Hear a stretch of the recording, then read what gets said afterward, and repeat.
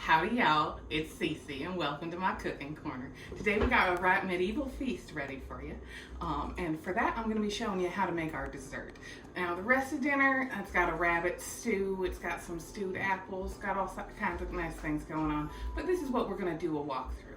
So right now, I got my hair tied up because I got up this morning to make this because it's going to take a little bit of time. This is going to be called a VYAUNDE LECHE.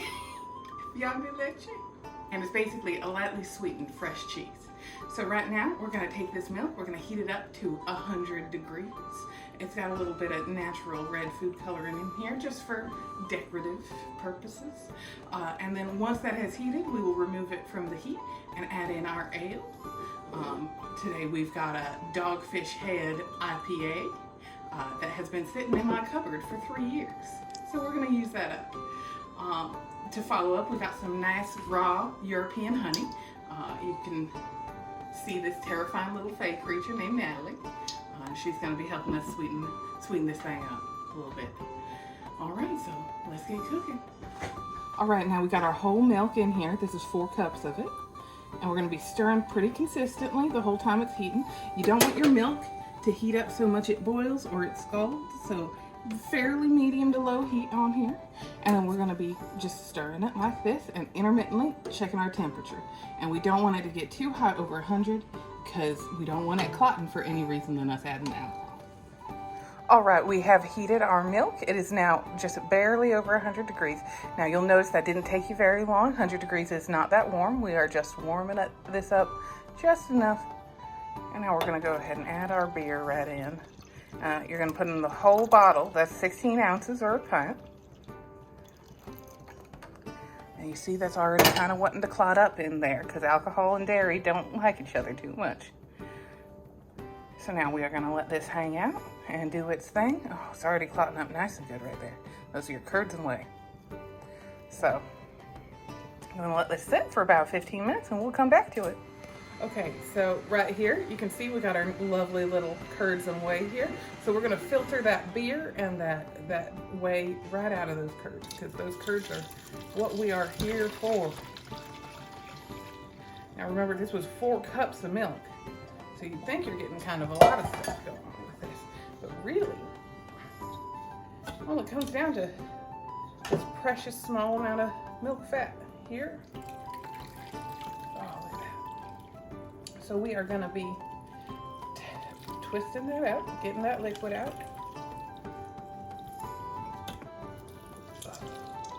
Don't squeeze too tight. If you find yourself getting little chunks coming out, you're squeezing too tight. So I'm going to tie that here. Get my tie as close to the bottom as I can so it's got a little bit of pressure on it. Don't want it slacking on the job. And then I'm going to take a chopstick and then I'm going to go get me a big pot and I'll hang this down in the big pot and it'll drip for about 20 minutes. All right. Okay, so now we're going to be unwrapping our little lump of curds here, which have done a nice job draining. I did a little extra squeeze and got any extra water off. You got to just be a little gentle. Now look at this guy. It's a disgusting paste. How wonderful. Looks a little like ham salad. Don't be shy, just squooge that off with your fingers. Don't know what's happening to my accent, but that's what happens when you touch slime. Now this is going into a pound by weight. Don't trust that 16 ounces, that's a fluid measurement. Pound by weight of cottage cheese, and this is full fat because ain't nobody watching that figure in the Middle Ages. You want that good fat. Just scraping all that off. Beautiful. I'm going to be just using the same cheesecloth for draining the finished cheese too. It's all going in the same place anyway. So in with our cottage cheese, we also got a little bit of salt sprinkled in. Now I'm going to be adding a little more than 2 tablespoons of that nice raw European honey.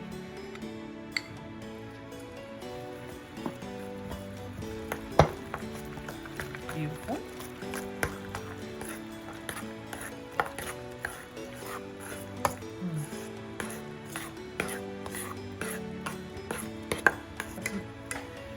should start going on here. Pouring that back in our cheese pot.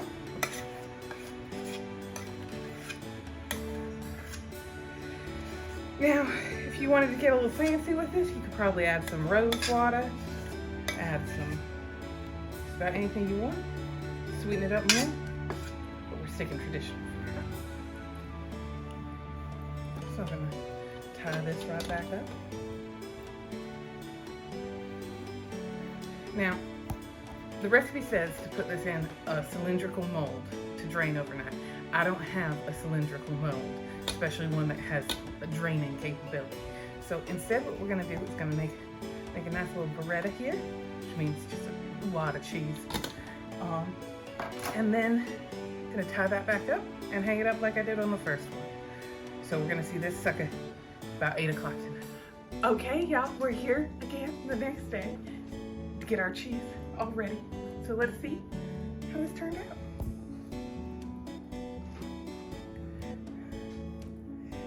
Oh goodness, it's a little crumbly. Gonna try to help it keep its shape. Oh goodness. Okay, it's okay. Every day can't be the cheesemonger's day, you know? Okay, we've got a nice soft kind of crumbly cheese here. Now the directions say to slice it. We're gonna attempt that right now.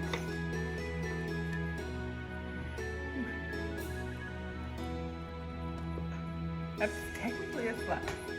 Yeah.